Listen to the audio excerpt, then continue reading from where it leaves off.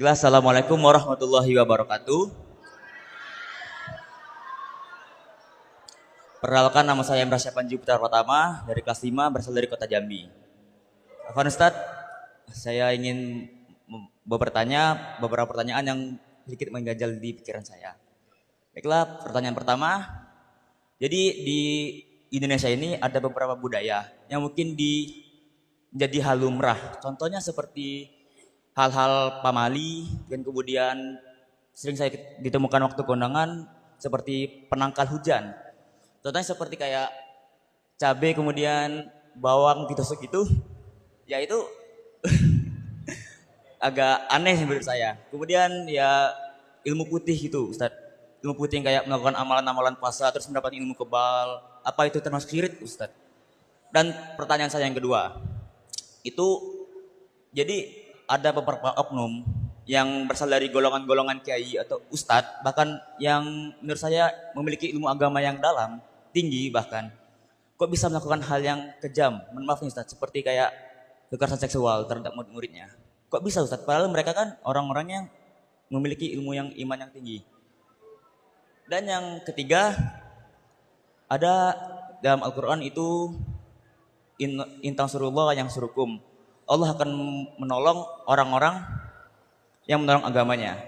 Mengapa harus kayak hamba-hambanya yang menolong untuk berusaha untuk agama sendiri? Kenapa tidak Allah langsung yang menolong untuk agamanya? Seperti contohnya pada Al-Palestina ini mungkin. Sekian, assalamualaikum warahmatullahi wabarakatuh. Duduk dulu di sini. Duduk. Selesai dijawab baru boleh nanti pindah. Oke Bu ya, alhamdulillah pertanyaannya luar biasa nih Bu ya. Di sini sering enggak ada ini? Apa namanya pawang hujan? Kan itu yang ditanyakan. Namanya siapa? Namanya Panji Bu ya. Panji. Bintang film ya. Panji manusia milenium gitu ya. Oke. Baik Bu ya, luar biasa pertanyaannya berkenaan dengan penangkal hujan, muti, ilmu kebal, lalu persoalan kiai Ustadz Cabul, ya kan?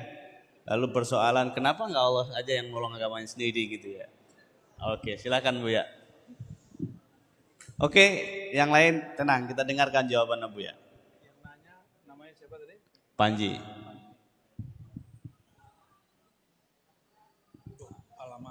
Alamat gitu Bu ya. Ini pertanda apa ini? Ini satu ini. Nggak jelas. Oke. Ini pertanyaannya diborong oleh Panji Al-Jambi. Kelas 5 ya. Kelas 5.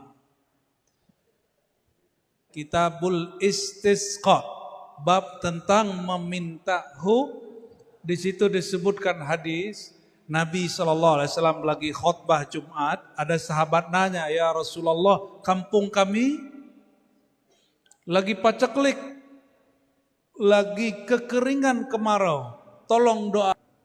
Maka Nabi berdoa, apa kata Nabi? Allahumma sayyibna, ya, sayyiban kathiran. Maka tolong doakan berhentikan hujan. Maka pawang hujan ini bisanya cuma nahan hujan. Itu pun kalau Allah izin. Kalau Rasulullah SAW setelah minta hujan turun, sekarang minta, ya Allah hentikan hujan, berhenti hujannya. Berhenti hujannya. Kita juga ngalamin hal yang sama kemana-mana aja, sering majelis. Sekarang udah gak berani lagi, kalau hujan-hujan aja. Takut orang kemudian mengkultuskan. Lagi panas kita doa, ya Allah tolong tutup. Cuma 5 menit langsung kututup semua. Gerahnya bukan main. Kututup langsung, ya kejadian itu dulu di salah satu tempat di Sumatera juga. Di tempat yang gak jauh beda, ya, kota yang agak tipis-tipis beda. Kita lagi maulid. Saya hampir selesai, cuma tinggal 5 menit saya lagi. Tiba-tiba hujan mau turun, kita ngomong, ya Allah, tolong tahan sebentar. Terus kita canda, malaikat rahmat tahan bentar ya. Itu angin putar, pergi lagi. Ini tahadus bin ni'mah. Kan nikmat Allah boleh diceritain loh. Afa amma bi ni'mati rabbika fahaddis. Surat Thaha ayat terakhir. Nikmat Allah ceritain. Kenapa saya berani begitu? Karena Nabi kita mengajarkan itu. Bukan berarti saya ini payung hujan, ya. Jadi seorang guru agama harus siap-siap jadi pawang hujan yang syar'i.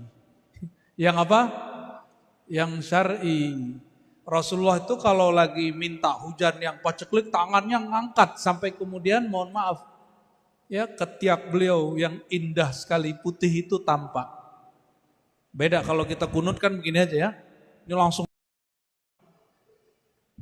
Nah, jadi pawang hujan itu sebenarnya salah satu skill Rasulullah SAW yang diwariskan kepada pewarisnya. Sayang para pewaris membid'ahkan. Akhirnya yang pakai dukun. Jadi para kiai ini wajib punya. Hadratus Syekh Hasyim Asy'ari punya murid namanya Mbah Idris Cirebon. Mbah Idris Kamali, mantunya sendiri. Itu pakar pawang hujan. Pawang hujan. Tapi riadah beliau kiai, setahun puasa untuk muridnya, setahun puasa untuk gurunya, setahun puasa untuk dirinya dan keluarganya. Nggak ada kiai hari ini kuat dua. Maka kalau doa untuk santri muridnya seperti berdoa untuk anaknya, maka doa ulama untuk umatnya seperti doa Nabi untuk umatnya. Ya, baru doanya mustajab. Jadi pawang hujan boleh nggak? Pakai simbol-simbol nggak ada masalah. Ini simbol nggak? Namanya doa birrumuz. Doa apa? Doa dengan simbol. Memindahkan rida selendang, serban dari kanan ke kiri. Allahumma hawwil alaina, gitu. Gitu doanya. Ya Allah, gantilah musim kami. Memindah itu doa simbolis. Orang kita doa simbolisnya lebih kreatif. Ditaruhlah apa tadi? Pisang, cabai. Itu bukan syirik. Itu namanya doa simbolis. Itu hukumnya tidak syirik, tidak haram. Yang penting yang melakukan pewaris Rasulullah SAW mengerti ilmu tauhid. Kalau nggak ngerti nggak usah lakukan, mending ditinggalkan. Nah, jadi pelakunya siapa? Mesti orang yang belajar akidah ahlus sunnah. Apalagi yang tadi yang kedua? Ilmu kebal. Ilmu kebal. Ente mau?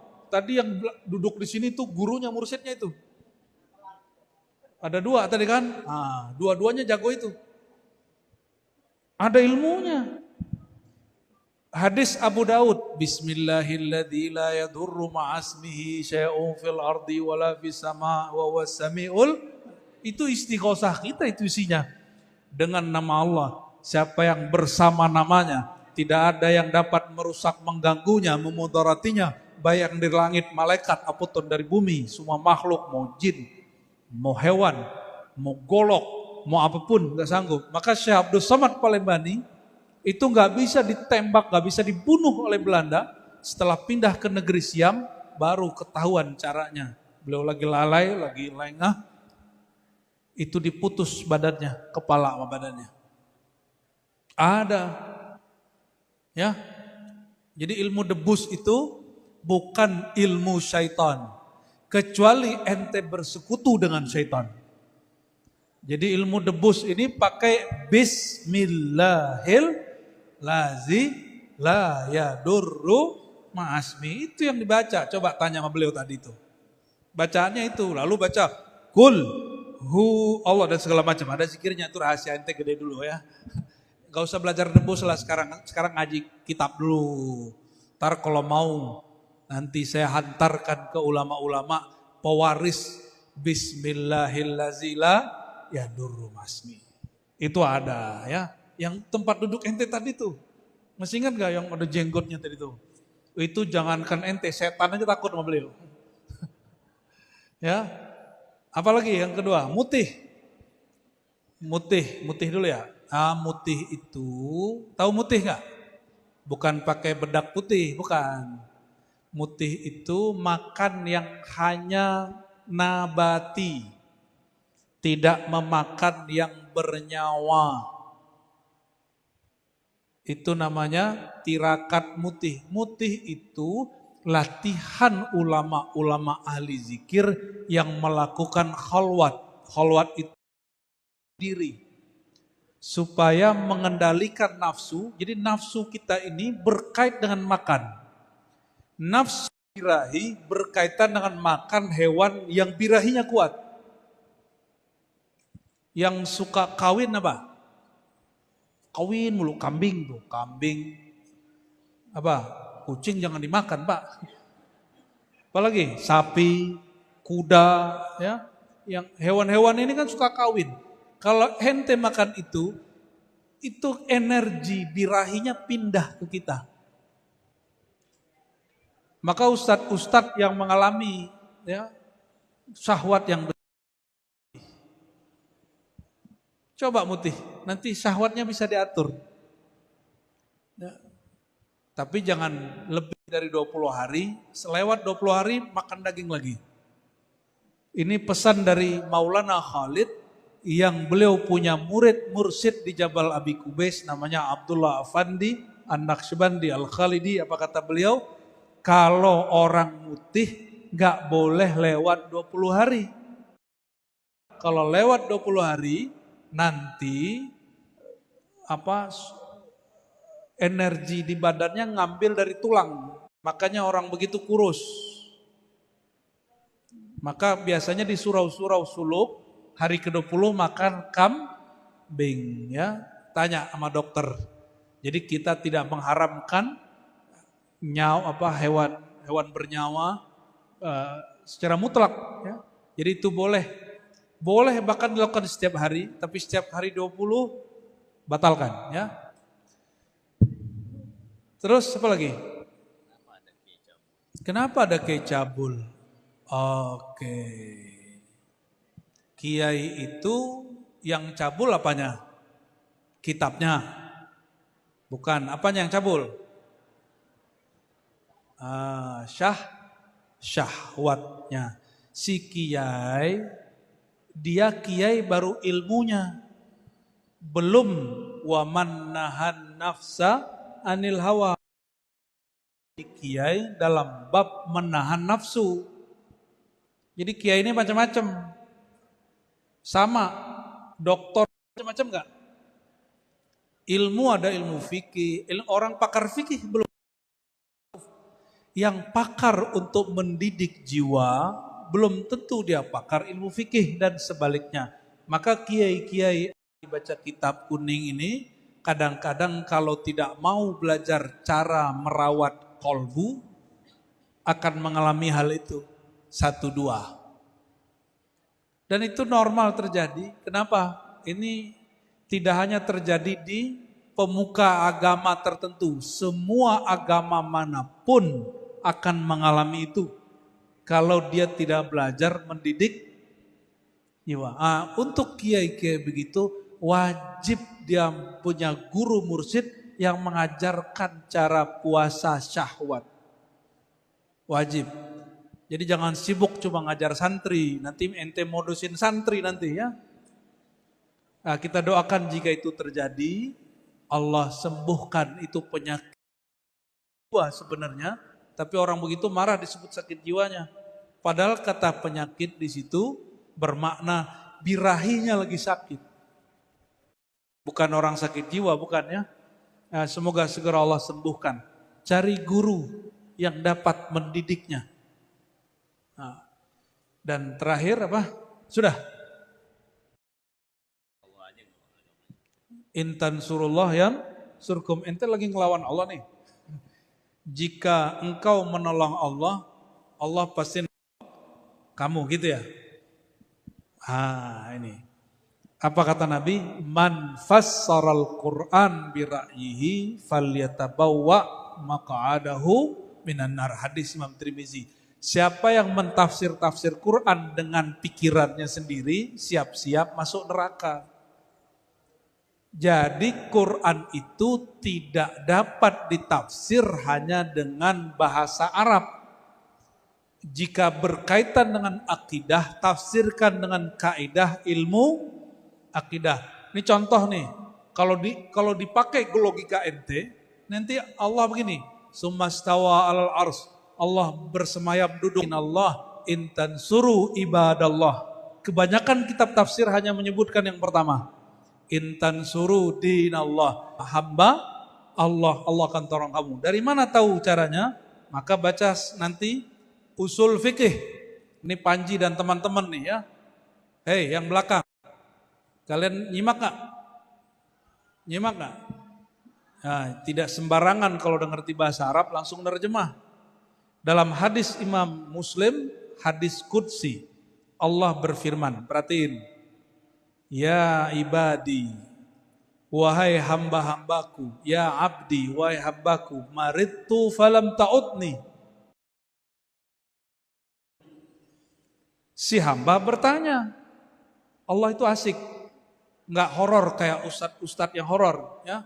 Tobat ustadz ya kalau yang horor. Apa kata Allah? Kata si hamba, ya Rabb, kaifa tamridu wa anta Rabbul Izzah. Bagaimana mungkin kau sakit sedang kau Tuhan yang perkasa? Dijawab oleh Allah. Ia berfirman dan mengatakan, maridu abdi falam ta'udhu. Hambaku sakit, engkau tidak jenguk.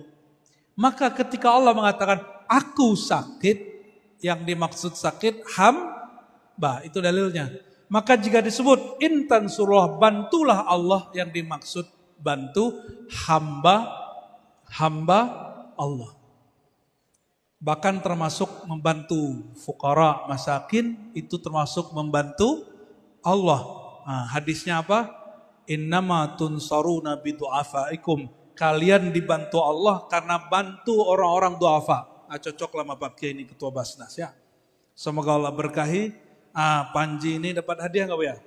Hadiahnya apa Bu ya? Oke. Bu, ini sudah ada tanda tangan Bu ya? Oh, enggak apa-apa.